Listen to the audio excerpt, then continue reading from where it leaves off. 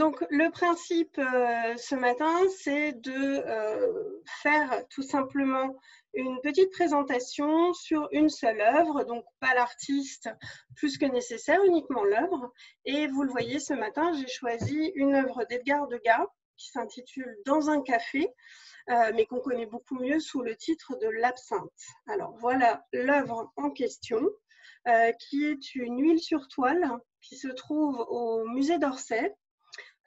Et qui est entrée dans les collections françaises en 1911, excusez-moi, par un legs du comte Isaac de Camondo.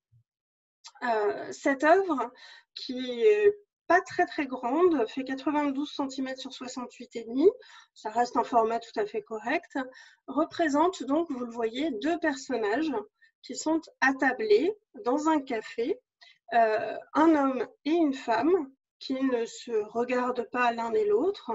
La femme a le regard totalement perdu dans le vague et l'homme regarde hors cadre, on ne sait pas vers quoi évidemment, mais il n'y a aucune communication entre ces deux personnages.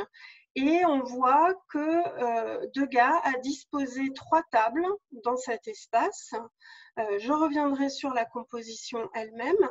J'attire votre attention sur la signature de Degas qui est apposée au premier plan à gauche ici sur la table et précisément en réalité sur le journal qui est retenu par ce déroule journal en fait, qui servait tout simplement à présenter les journaux. Je vous précise par ailleurs que cette femme, vous le voyez, a un regard qui est plus que véritablement absent.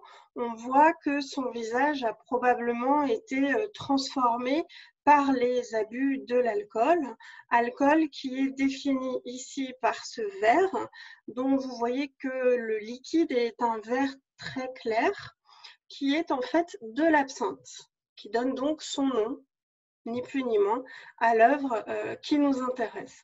Donc l'absinthe, c'est cet alcool vert que l'on va diluer dans l'eau, d'où la présence de la carafe juste à côté de ce personnage féminin. Et c'est un alcool qui a été interdit parce qu'il causait des dégâts très importants en raison des ingrédients qui se trouvent dans l'absinthe. À côté, vous voyez ce personnage masculin qui est en train de fumer la pipe et vous voyez son verre d'alcool à lui, alcool relativement indéfini, mais dans un mazagrin en tous les cas. Je voulais vous préciser par ailleurs que la présence de cet homme fumant la pipe à côté de cette dame nous indique bien que nous sommes dans un café et dans une scène relativement populaire. Cette toile de Degas a été présentée à la seconde exposition des impressionnistes et avait fait parler d'elle. Je vais y revenir. Ce que je vous propose pour le moment, c'est de voir qui sont les personnages qui ont posé. Parce que lorsque vous regardez ce tableau, vous avez l'impression véritablement que Degas est allé prendre sur le vif des personnages alcooliques dans un café. En vérité, voyons d'abord qui était cette femme. Et la voici ici.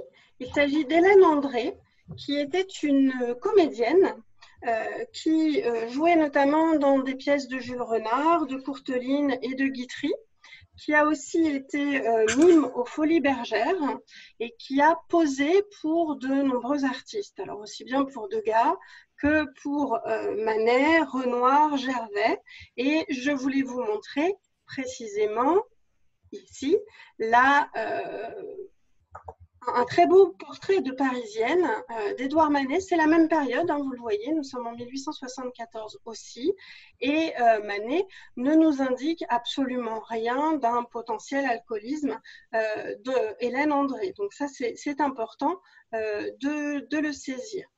Par ailleurs, voici le deuxième personnage, qui est Marcellin Desboutins, qui est un homme qui avait fait fortune, qui est un graveur et un peintre, que Degas a rencontré lors de son séjour en Italie, puisque Desboutins était l'heureux propriétaire d'une grande villa en Toscane, jusqu'à ce qu'il fasse banqueroute en 1873 et qu'il revienne s'installer à Paris. Quoi qu'il en soit, c'est un artiste, lui aussi, et il a aussi servi de modèle à de nombreux autres artistes, en plus d'avoir réalisé des portraits lui-même. Et il a participé en tant qu'artiste à la seconde exposition impressionniste, c'est-à-dire celle dans laquelle le tableau qui nous intéresse a été présenté. Le voici ici portraituré par Édouard Manet, un peu plus tardivement, vous le voyez, en 1879. Voici les deux personnages. Je vous les présente parce que lorsque Degas a exposé cette toile, donc l'absinthe, eh bien, le caractère presque véridique de la représentation de ces personnages alcooliques dans un café était tellement important que la réputation d'Hélène André, comédienne, et de Marcellin Desboutins, peintre et graveur, a été ternie. En fait, c'était tellement véridique qu'on les prenait pour des alcooliques. C'est pourquoi Degas a été contraint, à leur demande, de faire un démenti en disant bien évidemment qu'ils avaient posé pour lui. Alors maintenant, je vous propose de voir un peu plus en détail la composition de ce tableau, ce qu'il a de très particulier. D'abord, le lieu dans lequel nous nous trouvons, c'est le café La Nouvelle Athènes, qui se trouvait sur la place Pigalle et qui était, après le café Gerbois, le lieu de rencontre privilégié des impressionnistes. Ils adoraient se rendre à cet endroit-là et ils en profitaient eh bien, pour se rencontrer, pour échanger, pour boire un verre évidemment. Donc ici, il représente une scène qui correspond à ce que l'on peut trouver à l'époque, c'est-à-dire à toute la veine du naturalisme. Il nous représente une scène qui montre l'abrutissement finalement que l'on peut ressentir à boire de grandes quantités d'alcool. Ce n'est pas étonnant que Zola ait pu dire un jour, en parlant de l'un de ses romans, dans lesquels, vous le savez, dans les Rougon-Macquart, il traite des différentes conséquences de la misère, et il traite notamment de l'alcoolisme. Eh bien, Zola a dit un jour à Degas: « Comment pouvez-vous vous étonner de ce que j'écris? Je n'ai jamais fait que mettre en mots l'un de vos tableaux. » Donc, on ne sait pas s'il parle de celui-ci, mais en tous les cas, il y a cette approche qui est importante. Par ailleurs, j'ai insisté sur un élément. Vous voyez la couleur que j'ai utilisé ici pour mon arrière-plan, c'est la couleur du corsage, ici des nœuds de la femme portraiturée. Alors moi, ce qui m'intéresse particulièrement, ce sont les plans, le cadrage mis en scène choisi par Degas, puisque Degas est très influencé par la photographie et qu'il n'hésite pas à faire des cadrages en plongée, parfois en contre-plongée. Donc ici, il est en légère contre-plongée, vous le voyez, on ne les voit pas en dessous, très légèrement. Il montre aussi qu'il peut intégrer des éléments géométriques qui vont tout simplement vous amener votre regard. Donc la table ici, vous voyez au premier plan, coupe justement ce premier plan. Et ensuite, on a la diagonale constituée de ces deux tables. Or maintenant, lorsque vous regardez ce tableau, la première chose que vous voyez, c'est le regard du personnage féminin. Même si ce regard est dans le vide, vous allez ensuite voir son verre d'absinthe, puis le verre de son compagnon. Vous allez lever les yeux vers le compagnon et son visage précisément, puis normalement, votre regard va tomber vers les pieds. Puis vous allez voir la carafe et vous allez retourner comme ceci, en rond, indéfiniment. Ça a l'air comme ça parfaitement anodin, c'est volontaire de la part de Degas, parce que si vous regardez bien, il y a un élément particulier, c'est qu'on a l'impression que les tables flottent. Il n'y a que les plateaux des tables. Les tables n'ont pas de pieds.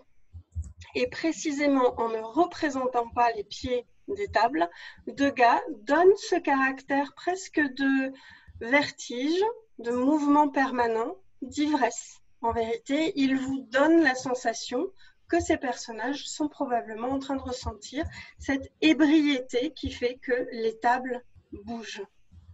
Pour finir, je voulais vous montrer quelques ou deux œuvres que l'on peut rapprocher de celles de Degas, avec d'abord, pardon, hop, je reprends la main, cette œuvre d'Édouard Manet qui s'intitule La Prune et qui se déroule ou se prend place tout simplement exactement dans le même café. Il s'agit toujours du café La Nouvelle Athènes. Vous voyez que c'est la même thématique avec une femme qui est attablée et qui boit là pour le coup une prune à l'alcool. Le parallèle va encore plus loin puisque le modèle de Manet, c'est la même femme, c'est toujours Hélène André. Je vous le remontre. La voici ici. Et la voici vue par Manet.